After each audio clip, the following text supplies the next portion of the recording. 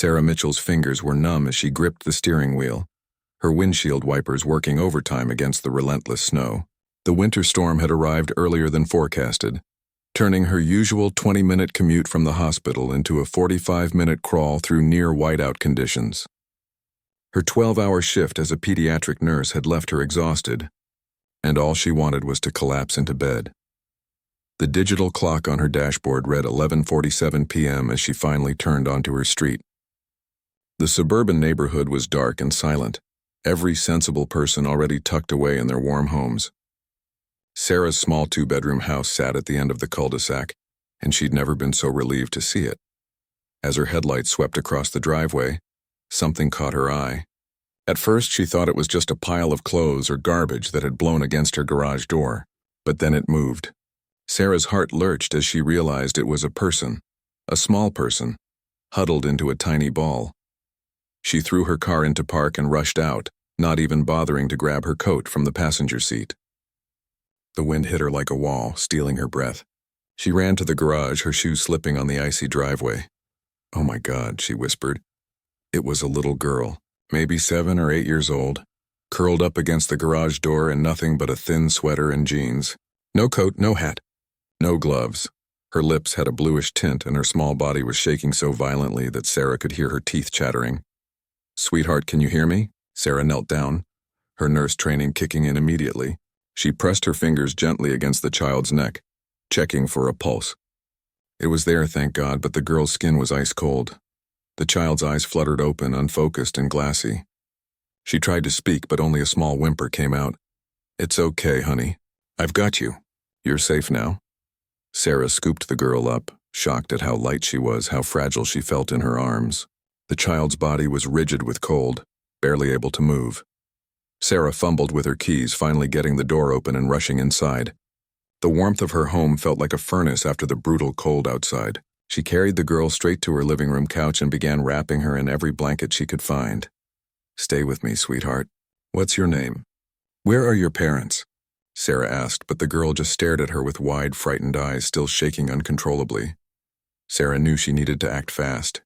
She'd seen hypothermia cases at the hospital, and this child was in serious danger. She grabbed her phone to call 911, but the screen showed no signal. The storm must have knocked out the cell towers. She ran to her landline, but it was dead too. Her mind raced through her options. The nearest hospital was 15 minutes away in good weather. In this storm, it would take at least 40 minutes, maybe longer. The child needed to be warmed up gradually, not exposed to more cold. Taking her outside again could make things worse. Sarah made her decision. She would treat the girl here at home and call for help as soon as the phones were working again. She rushed to her bathroom and started filling the tub with lukewarm water. Not hot, never hot for hypothermia. While it filled, she grabbed dry clothes from her dresser, an old sweatshirt and soft pajama pants that would be way too big for the child, but at least they were warm and dry. Back in the living room, the girl was still shaking, her eyes now closed. Sarah gently peeled off the wet, frozen clothes, her heart breaking at how thin the child was. She could count her ribs. There were some old bruises on her arms, fading yellow and green. And Sarah's stomach twisted. This wasn't just a child who got lost in the storm. Something else was going on here. She carried the girl to the bathroom and carefully lowered her into the lukewarm water, supporting her head. The child gasped and whimpered but didn't fully wake. Sarah kept checking the water temperature, slowly adding warmer water over the next 20 minutes until the girl's shaking began to subside. "That's it, honey. You're doing great. Just keep breathing for me," Sarah murmured, her voice soft and encouraging. After the bath, she dried the girl off and dressed her in the oversized clothes, then carried her back to the couch. She wrapped her in warm blankets again and went to the kitchen to heat up some chicken soup. Her grandmother had always said soup could fix anything, and right now Sarah desperately hoped that was true. The girl's eyes opened again when Sarah returned with the steaming mug. This time, there was more awareness in them, though still clouded with fear and confusion. "Here, sweetheart. Can you take a few sips for me? Nice and slow." Sarah held the mug to the child's lips, helping her drink. The girl managed a few small sips before turning her head away. "Mama," the child whispered, the first clear word she'd spoken. "Where's your mama, honey? Can you tell me where you live?" Sarah asked gently, brushing the girl's damp hair back from her face. The child's eyes filled with tears. "Mama," she repeated, and then she began to cry, soft hiccuping sobs that shook her small frame. Sarah gathered her into her arms, holding her close. "Shh, it's okay. You're safe now. I promise you're safe." She had so many questions.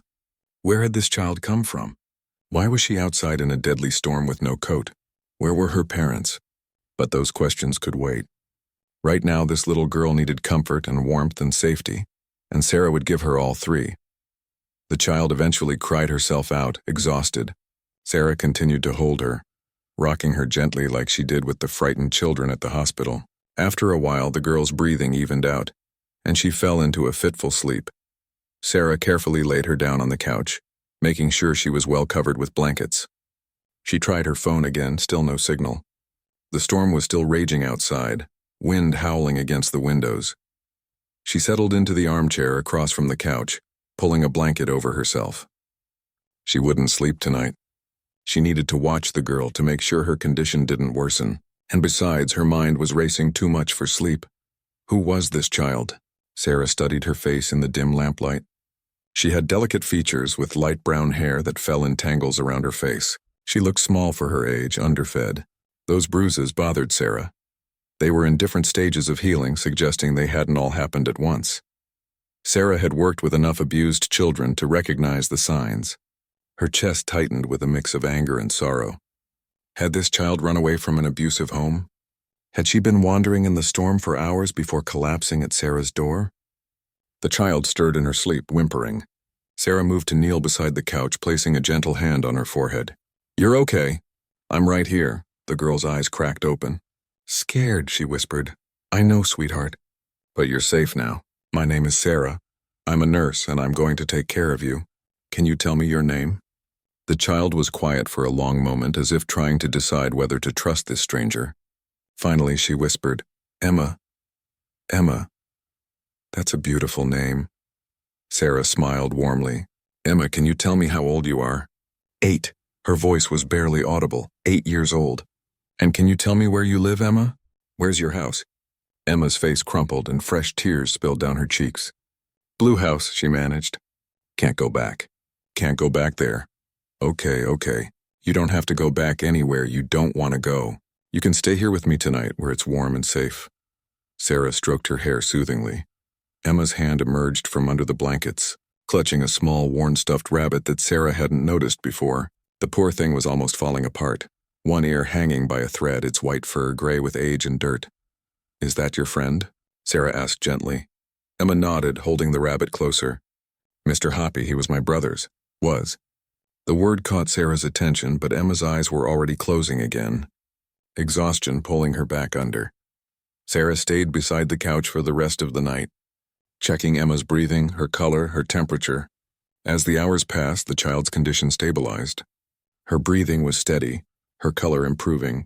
The immediate danger had passed, but Sarah knew that tomorrow would bring new challenges.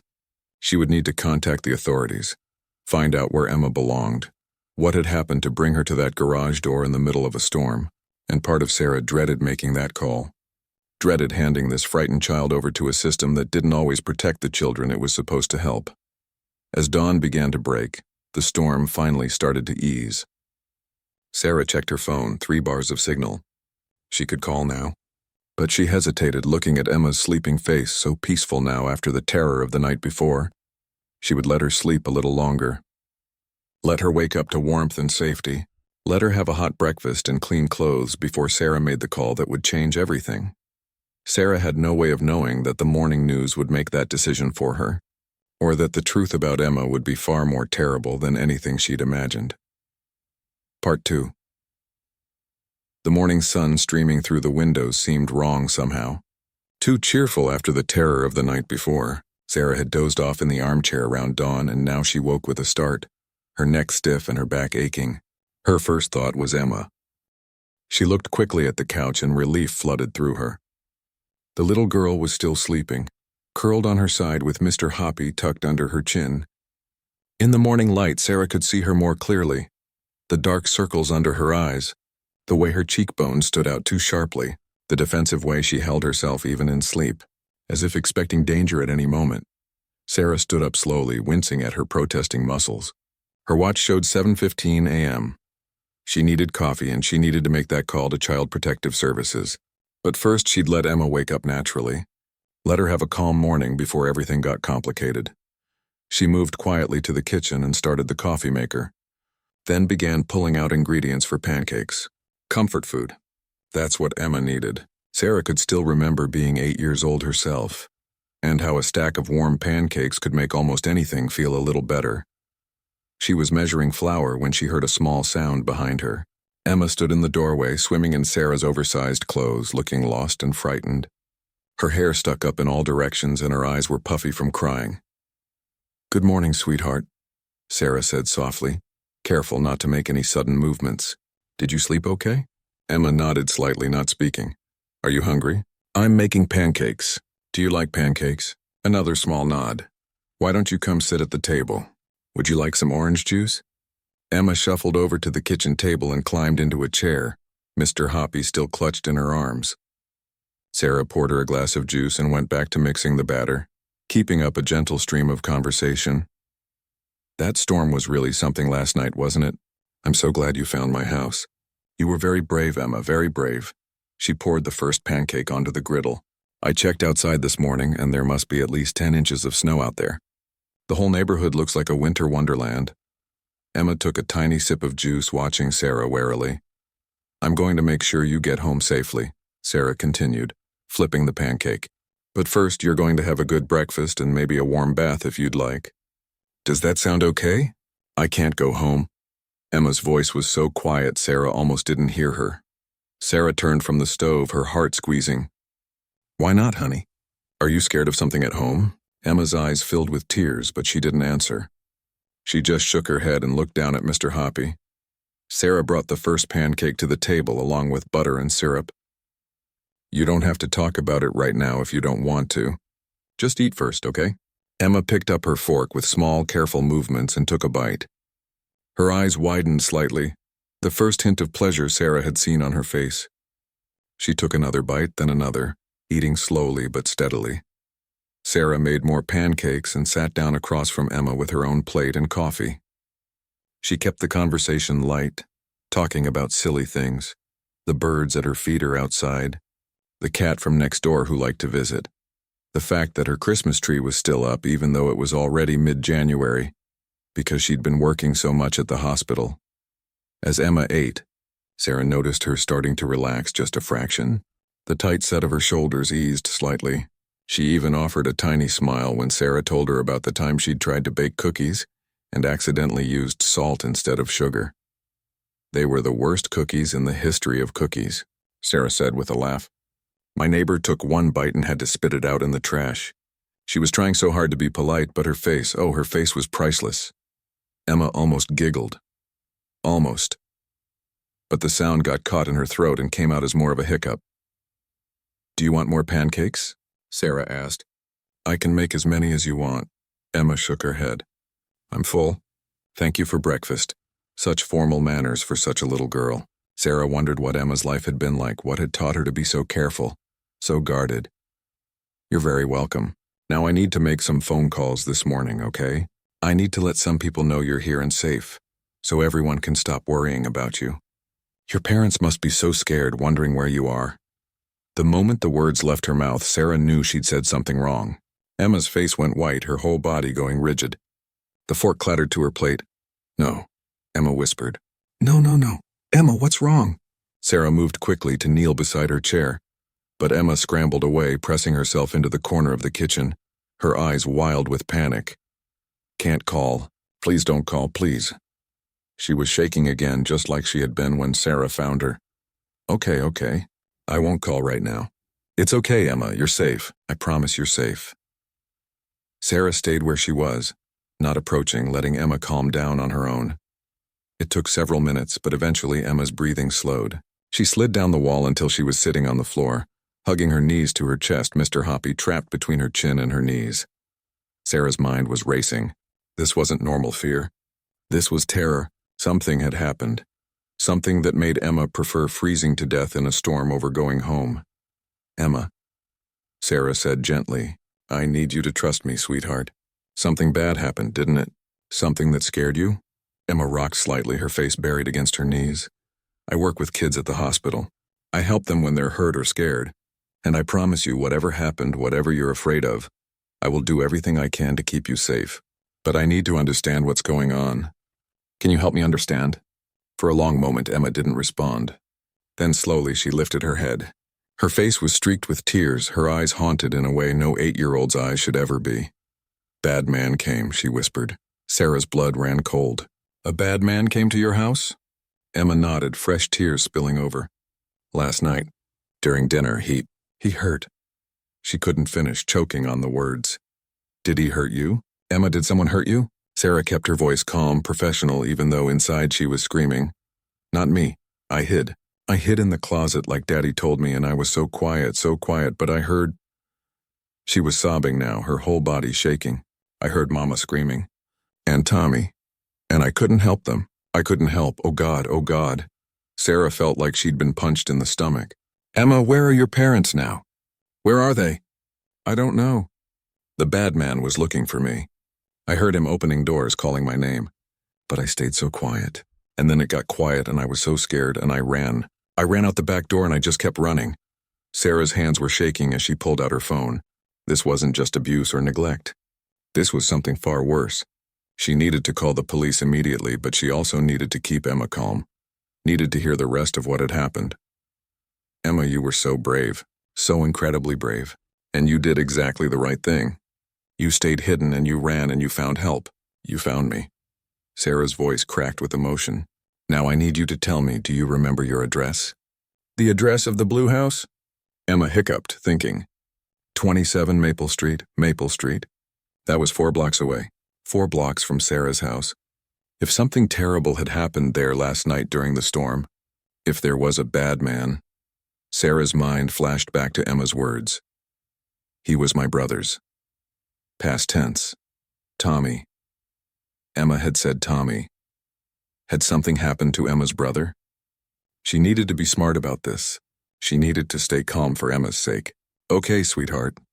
I'm going to turn on the TV for a minute, okay? Just to check something. And then I'm going to call some people who can help. Is that all right? Emma nodded, still curled up on the floor. Sarah walked to the living room, her legs feeling weak. She turned on the television, flipping to the local news channel. It was showing weather coverage of the storm, drone footage of snow-covered streets, accident reports. Then the screen changed. Breaking news flashed across the bottom. The news anchor's face was grave. We're just receiving reports of a tragic incident in the quiet suburb of Willow Creek.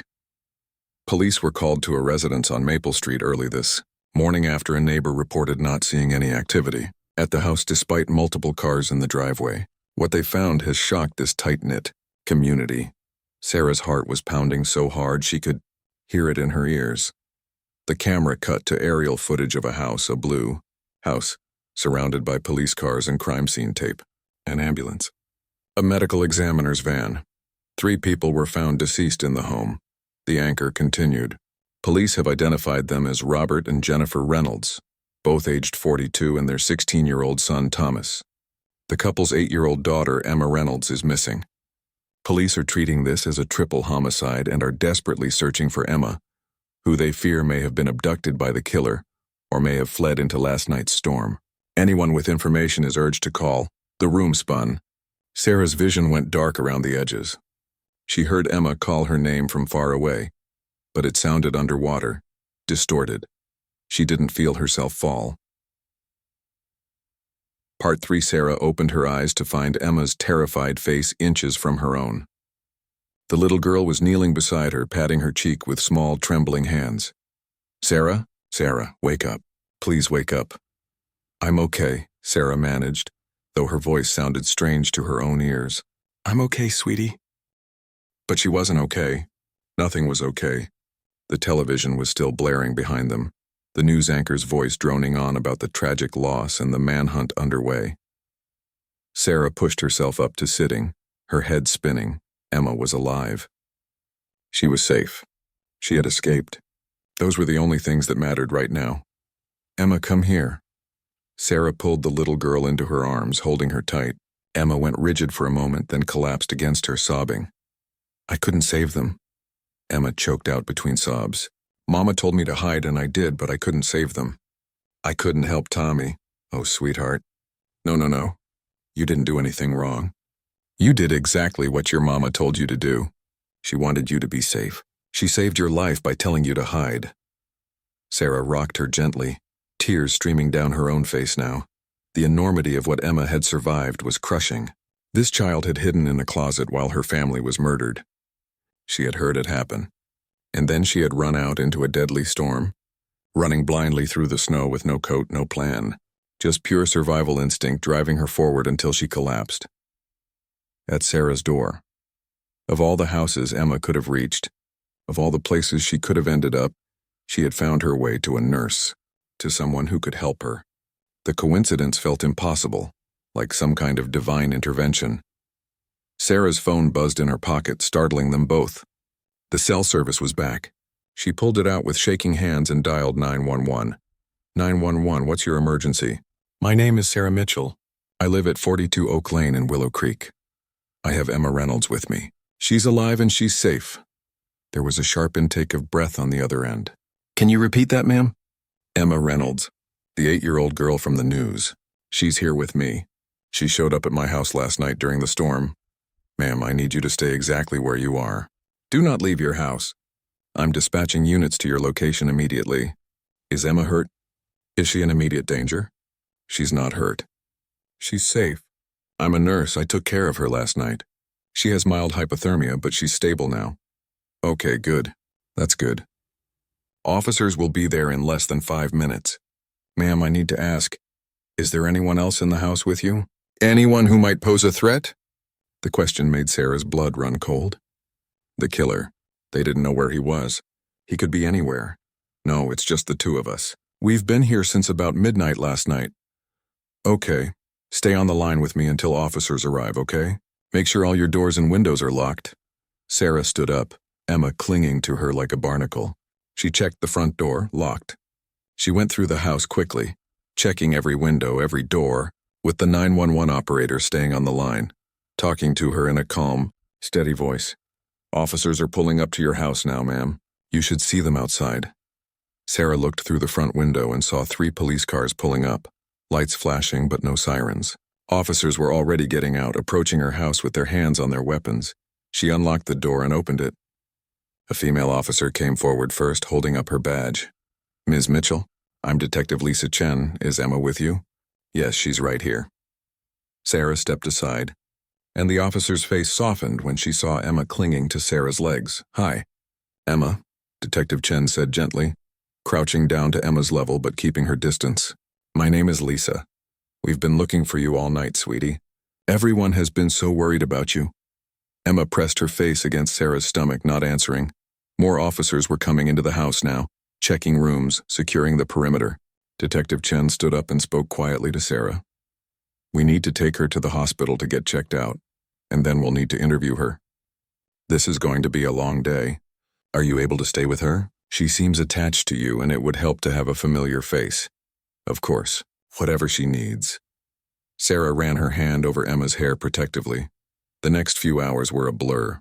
They drove to the hospital in a police car, Emma refusing to let go of Sarah's hand. A pediatrician examined Emma thoroughly while Sarah stayed by her side, translating medical terms into words Emma could understand, holding her hand during the scary parts. Physically, Emma was okay. Mild hypothermia, some dehydration, those old bruises that made the doctors exchange worried glances, but no new injuries. The killer hadn't touched her. Then came the hard part. Detective Chen and another detective, an older man named Martinez, needed to interview Emma. They brought in a child psychologist to help, a kind woman named Dr. Brennan, who had a gentle way of asking questions that didn't feel like interrogation. They sat in a small, cheerful room at the police station that was clearly designed for talking to children. There were toys and coloring books and soft lighting. Sarah sat next to Emma on a small couch holding her hand. Emma, we need to understand what happened last night. Dr. Brennan said softly, I know it's scary to talk about, but you're safe now, and these officers need to know so they can catch the bad man who hurt your family. Do you think you can help us?" Emma nodded, her grip on Sarah's hand tightening. "Can you tell us what happened? Start from the beginning when you were having dinner." Slowly, haltingly, Emma told her story. Her voice was barely above a whisper, and sometimes she had to stop when the tears got too heavy. Sarah squeezed her hand, whispering encouragement. They had been eating dinner, spaghetti. It was Tommy's favorite. Her dad had been telling jokes, making them laugh. Her mom had been happy, smiling. It was a normal night, a good night. Then someone knocked on the door. Her dad went to answer it. Emma heard him say something like, "What are you doing here?" His voice had sounded surprised, maybe a little angry. Then there were loud noises. Shouting. Her mom screamed at Emma and Tommy to run, to hide. Tommy had pushed Emma toward the hallway closet, telling her to get inside and not come out no matter what. She remembered his face, how scared he looked, how he was trying to be brave for her. That was the last time she saw him. She hid in the closet behind the winter coats curled up so small. She heard footsteps running. More shouting. Her mom screaming. Sounds she couldn't identify, didn't want to identify. Then terrible, awful silence. Then footsteps coming down the hallway. The closet door opening. She held her breath, pressed herself into the corner, pulled the coats over her. "Emma?" A man's voice, cold and cruel. "I know you're here somewhere, little girl." Might as well come out. She didn't move. Didn't breathe. Prayed harder than she'd ever prayed in her life. More footsteps. More doors opening and closing. He was searching the house. Then finally the sound stopped. She heard a door slam. A car engine starting. Driving away. She waited. And waited. Counting to 1,000 in her head like Tommy had taught her to do when she was scared. When she finally came out of the closet, the house was dark. Empty. She called for her mom, for her dad, for Tommy. No one answered. She was too scared to look for them. She just ran. Out the back door into the snow, running blindly through backyards in the dark. She didn't know where she was going. She just ran until her legs gave out and she collapsed against a garage door. Sarah was crying openly now, not even trying to hide it. The detectives' faces were grim. Dr. Brennan had tears in her eyes too. "Emma, you are the bravest person I've ever met," Detective Chen said, her voice thick with emotion. "Did you see the man? Do you remember what he looked like?" Emma shook her head. "I only heard his voice." "Would you recognize it if you heard it again?" "Yes." The word was certain, fierce. "Okay, we might need you to listen to some voices later to see if you can identify him." "Would you be able to do that?" Emma looked up at Sarah, uncertain. Sarah nodded encouragingly. "Only if you feel ready. No one is going to make you do anything you're not comfortable with." "I want to help," Emma said quietly. "I want them to catch him." "We're going to catch him," Detective Martinez said firmly. "I promise you that, Emma." But Sarah could see the worry in the detective's eyes when they stepped out of the room to confer with each other. She could hear their whispered conversation through the door. "We need to find this guy fast. The girl's the only witness. If he finds out she's alive, it will protect her. Around-the-clock protection. What about family? Does she have anyone?" "Grandmother in Florida. She's elderly in a nursing home. There's an aunt overseas. We're trying to reach her. Foster care then? For now, unless—" Their voices dropped too low for Sarah to hear the rest. She looked down at Emma, who had fallen asleep finally, exhausted from reliving her trauma. Mr. Hoppy was tucked under her chin, and even in sleep, Emma's face was drawn with worry and fear. Sarah knew what she had to do before the detectives even came back into the room. When they returned, she spoke before they could. "I want to take her home with me. I can be her foster placement, at least temporarily. She trusts me, and she needs stability right now, not to be thrown into the system with strangers." Detective Chen looked surprised. "Ms. Mitchell, that's very generous, but I'm a pediatric nurse. I work with traumatized children. My background check will come back clean. I already have clearance to work with vulnerable kids. I have a spare bedroom. She needs someone who understands what she's been through." Sarah's voice was firm, "and she needs to feel safe. She won't feel safe with strangers." The detectives exchanged glances. "We'd need to run it by Child Protective Services," Detective Martinez said slowly. "And you'd need to understand that your house would need to have police protection. We can't risk the suspect finding out she's alive and coming after her."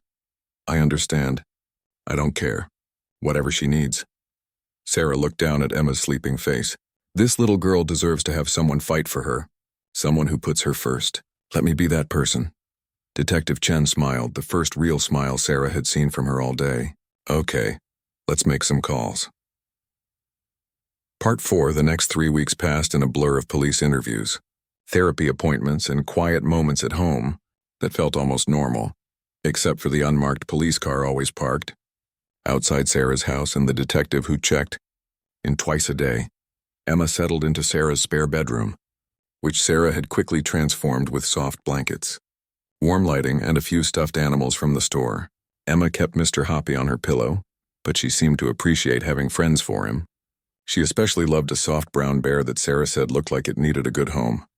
What should we name him? Sarah asked on their third night together. Emma had thought about it seriously, her small face scrunched up in concentration. Coco, because he's brown like hot chocolate. Coco is perfect. They fell into a routine. Sarah took a leave of absence from the hospital, something her supervisor immediately approved once she understood the situation. Every morning Sarah would make breakfast. Pancakes became their tradition, and Emma would help, carefully measuring ingredients and stirring the batter. The nightmares were constant. Emma would wake up screaming, and Sarah would rush in to hold her, to rock her, to remind her that she was safe. Sometimes Emma would climb into Sarah's bed in the middle of the night, and Sarah would wake to find the little girl curled against her side, seeking comfort even in sleep. Dr. Brennan, the child psychologist, came to the house 3 times a week. She said Emma was showing remarkable resilience, but the trauma was deep. It would take time. Maybe years. Emma might always carry these scars. The important thing is that she feels safe to process her feelings, Dr. Brennan told Sarah after one session. And she does feel safe with you. She started to trust again, which is huge. Detective Chen visited often, updating them on the investigation. They had identified the suspect, a man named Marcus Grayson, who had worked for Emma's father's company before being fired 6 months ago for theft. Forensic evidence at the scene matched him. Security footage from a gas station showed his car near the Reynolds neighborhood on the night of the murders. But they hadn't found him yet. He'd disappeared, possibly fled the state. Every day that passed without an arrest made Sarah more anxious. She found herself checking the locks obsessively, looking out windows, jumping at every unexpected sound. Emma noticed. Children always noticed. Are you scared? Emma asked one afternoon. They were making cookies together, and Sarah had paused to look out the kitchen window at the patrol car for the 3rd time in 10 minutes. Sarah turned back to Emma, forcing a smile. Just checking to make sure our police friends are staying warm out there. It's cold today. Emma wasn't fooled. She was too smart, had seen too much. You're scared he's going to come here. The bad man, there was no point in lying. Sarah knelt down to Emma's level, taking her flour-covered hands. I'm a little worried, yes. But that's my job, to worry and keep you safe. Your job is to be a kid, to make cookies and play and watch movies and heal. Can you let me do the worrying? Emma studied her face for a long moment. You're not going to leave me, are you? They're not going to make me go away? Sarah's heart cracked. No, sweetheart. Not unless you want to. I've officially applied to be your foster parent, and Child Services approved it. You're staying right here with me for as long as you need. What about my grandma? Detective Chen said my grandma wants to see me. Your grandma loves you very much, but she's not well enough to take care of you full-time. She lives in a nursing home where nurses help her every day. We can call her, though, and maybe video chat. Would you like that? Emma nodded. And Aunt Rachel? Your Aunt Rachel is flying back from Europe next week. She's coming to visit you. She wanted to come sooner, but she was in a very remote area and had to travel for days to get to an airport. Is she going to take me away? The fear in Emma's voice made Sarah pull her into a hug. We're going to figure all that out together. But no matter what happens, I promise I'm going to make sure you're somewhere safe and loved. That's my promise to you. Emma hugged her back tight. I want to stay here, with you. Then we'll do everything we can to make that happen. That night, Sarah called Emma's grandmother for the first time. The woman was in her 80s, frail but sharp-minded. She cried when she heard Emma's voice telling her over and over how much she loved her, how proud she was that Emma had been so brave. My beautiful girl, she said, her voice shaky. I wish I could take care of you properly. I wish I could give you the home you deserve. It's okay, Grandma, Emma said, and Sarah was amazed at the strength in her small voice. Sarah takes good care of me. She makes really good pancakes. Her grandmother laughed through her tears. Pancakes, huh? Your mama used to make pancakes every Sunday. Did you know that? I remember. She put blueberries in mine. That's right, she did. There was a pause. Emma, sweetheart, I need you to know something. What happened to your mama and daddy and Tommy, it wasn't your fault. Not even a little bit. You understand that, right? Emma's eyes filled with tears. But I didn't help them. Baby, you couldn't help them. You were little and you did exactly what your mama told you to do. She wanted you to be safe. That's what mamas want most in the world, for their babies to be safe. You made her wish come true by staying hidden. You honored her. Sarah had to turn away, wiping her own tears. This woman, dealing with her own grief at losing her son and grandson, still had the strength to comfort her granddaughter. It was beautiful and heartbreaking all at once. After the call ended, Emma was quiet for a long time. Then she asked, Sarah, do you think Mama and Daddy and Tommy are watching me? From heaven? Sarah thought carefully before answering. I think if there's any way for people to watch over the ones they love after they're gone, then yes, they're watching you. And I think they're so proud of you, Emma. So very proud. I miss them so much it hurts. Right here. Emma pressed her hand to her chest. I know, baby. I know, and it's going to hurt for a long time, but it will get easier slowly. You'll always miss them, and that's okay. Missing someone means we love them. Will I forget what they looked like? No. We're going to make sure you never forget. We'll get pictures, make albums, tell stories about them. Your memories of your family will always be safe. Sarah made good on that promise. Detective Chen helped her retrieve family photos from the house, now released as a crime scene, and Sarah and Emma spent an afternoon creating a memory board. Photos of Emma's parents smiling at their wedding, Tommy as a baby, Emma as a toddler held in her mother's arms, family vacations, birthday parties, ordinary moments that now felt precious. Emma cried as they worked, but she also smiled at some of the pictures. She told Sarah stories about each one. The time Tommy taught her to ride a bike, the camping trip where they saw a deer, her dad's terrible dad jokes that made everyone groan. Tell me one of his jokes, Sarah said. Emma thought for a moment, then smiled a wobbly smile. Why did the Scarecrow win an award? I don't know. Why? Because he was outstanding in his field. Emma giggled, then sobbed. That's so dumb. It's so dumb, and I loved it when he told it. It's not dumb. It's perfect. Your dad sounds like he was pretty great. He was the best dad in the world. Sarah wished she could take away Emma's pain, but she knew she couldn't. All she could do was be present for it. Let Emma feel all her feelings without judgment, and provide the safety and stability she needed to heal. Aunt Rachel arrived on a Saturday. She was younger than Emma's mother had been, maybe in her mid-30s, with the same light brown hair as Emma. She came to the house with Detective Chen, and when Emma saw her, she burst into tears and ran into her arms. Oh, Emma, oh, sweetheart. Rachel held her niece tight, rocking her back and forth. I'm so sorry. I'm so sorry I wasn't here. They spent the afternoon together, Rachel sharing more stories about Emma's family, looking at the memory board, crying and laughing together. Sarah gave them space, staying in the kitchen to prepare lunch, but she could hear their conversation. The social worker called me, Rachel said eventually. They said you've been staying with Sarah, that she's applied to be your foster parent. Sarah held her breath, waiting. Do you like it here, Emma? Do you feel safe? Yes, Sarah's really nice. She makes pancakes and reads to me and helps me with my bad dreams. I'm glad. I'm so glad you found her. Rachel's voice was thick with emotion. Emma, I need to be honest with you. I want to take care of you. You're my family and I love you so much, but my life right now is complicated. I travel constantly for work. I don't have a home set up for a child. I don't have the right kind of stability you need. Sarah felt a pang of sympathy for Rachel. She could hear the guilt and grief in the woman's voice. What I want, Rachel continued, is for you to stay with Sarah for now. She's wonderful and you clearly trust her, and I want to be part of your life. I want to visit and call, and maybe when things settle down, we can figure out what's best for the long term.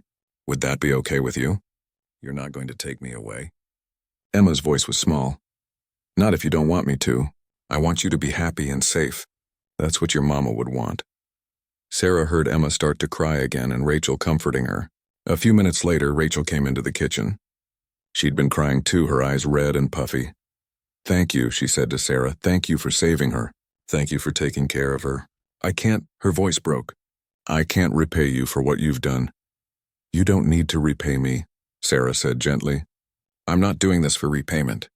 I'm doing it because Emma needed help and I was in a position to give it. And because somewhere along the way she became important to me." Rachel wiped her eyes. "The social worker said you're willing to consider permanent guardianship if it comes to that?" "Yes. If that's what's best for Emma and if that's what Emma wants, then yes." "My sister would have liked you," Rachel said softly. "She always said the world needed more people who actually cared, who actually showed up when it mattered. You showed up." The two women talked for a long time that afternoon, working out arrangements. Rachel would visit regularly. She'd call every week. They'd work together to give Emma the family support she needed. And Sarah would continue as Emma's primary caregiver. It wasn't a perfect solution, but it was a good one. Emma would have stability with Sarah and family connection with Rachel. She wouldn't lose everything. That night, after Rachel had left and Emma was getting ready for bed, the little girl surprised Sarah with a question. "Sarah, can I call you something besides Sarah?" Sarah's heart skipped. "What would you like to call me?" Emma looked down at Mr. Hoppy, fidgeting with his ear. "I know you're not my mama. I had a mama, but you take care of me like a mama. Would it be okay if I called you something like Mama Sarah? So I remember I had a mama, but you're still special." Sarah felt tears spring to her eyes. She knelt down and pulled Emma into a hug. "That would be perfect, sweetheart. That would be absolutely perfect." That night, Emma's nightmares were less intense. She still woke up once scared and crying, but when Sarah came in and held her, she whispered, "I love you, Mama Sarah," and fell back asleep. Sarah stayed awake for a long time after that, marveling at how much her life had changed in less than a month. She'd been alone, focused on her work, keeping people at a distance. Now she had a daughter, not biologically, maybe not even legally yet, but in every way that mattered, and she would protect this child with everything she had. Part 5, 3 days later, Detective Chen called with news that made Sarah's hands shake. They'd found Marcus Grayson. He'd been hiding in a motel 2 states away, and local police had arrested him without incident. Emma was safe. The man who had destroyed her family couldn't hurt her anymore. Sarah hung up the phone and went to find Emma, who was coloring at the kitchen table. She knelt beside her chair. "Sweetheart, I have some news. They caught him. They caught the bad man who hurt your family." Emma's crayon stilled on the paper. She looked up at Sarah with wide eyes. "He can't come here?" "He can never come here. He can never hurt you. I promise." Emma set down her crayon carefully, then climbed into Sarah's lap, something she'd been doing more and more. She didn't say anything for a long time, just sat there, letting Sarah hold her. "Does that mean the police car will go away?" she finally asked. "Probably. Is that okay? I'll miss Officer Dave. He was nice. He showed me a picture of his dog." Sarah smiled through her tears. Only Emma would worry about missing the police officer. "We can still visit him sometime. But yes, things can go back to normal now." "What's normal?" Emma asked, and the question was so simple and yet so profound that Sarah had to take a moment. "Normal is whatever we make it, I guess. Normal is pancakes on Saturday mornings and bedtime stories and going to the park. Normal is therapy on Tuesdays with Dr. Brennan and video calls with Grandma and visits from Aunt Rachel. Normal is you and me figuring things out together." "That sounds good," Emma said. "I like our normal." Over the following months, they built that normal together. Emma started school again, at first just a few hours a day, then working up to full days. She made friends slowly, carefully. She joined a kids' art class and discovered she loved to paint abstract splashes of color that Dr. Brennan said were Emma's way of processing emotions she couldn't put into words. The legal proceedings moved forward. Marcus Grayson was charged with 3 counts of murder. His trial would be in a year, and Emma would need to testify. Dr. Brennan was preparing her gently, but they all knew it would be hard. Sarah's guardianship became official in March, 4 months after that snowy night. They celebrated with chocolate cake and a movie marathon. Aunt Rachel came to visit for a weekend, and even Emma's grandmother joined via video call, singing happy birthday even though it wasn't Emma's birthday. "It's your new life birthday," Rachel explained to Emma. "The day you officially became part of Sarah's family." Emma smiled. A real, genuine smile that reached her eyes. I've been part of her family since the pancakes. Sarah had those words inscribed on a small wooden plaque that she hung in the kitchen. Family since the pancakes. Summer came, and with it new challenges and new joys. Emma went to camp for a week, her first time away from Sarah since that night, and managed it with only 2 tearful phone calls. She came home full of stories about swimming and archery and the friends she'd made. On the anniversary of her family's death, they visited the cemetery together.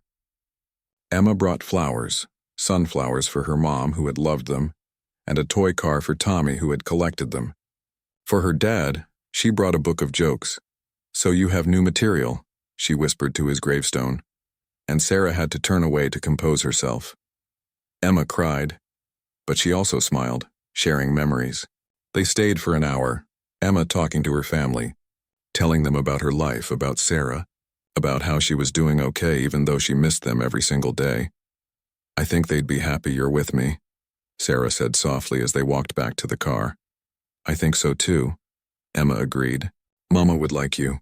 She always said the best people are the ones who help others without expecting anything back. That's you." The trial came in the fall. Emma was 11 by then, having grown several inches and lost some of the haunted look in her eyes. She was still healing, would always be healing, but she was stronger now, more resilient. She testified bravely, her voice clear and steady as she recounted what she'd heard that terrible night. Sarah sat in the courtroom, close enough for Emma to see her but not close enough to interfere. Every time Emma's voice wavered, she'd look at Sarah, and Sarah would nod encouragingly. The jury took less than 4 hours to convict Marcus Grayson on all counts. Life in prison without the possibility of parole. Emma cried when she heard the verdict, but they were tears of relief. "It's over," she said to Sarah afterward. "It's really over." "It's over," Sarah confirmed, holding her tight. That Christmas, their 3rd Christmas together, was magical.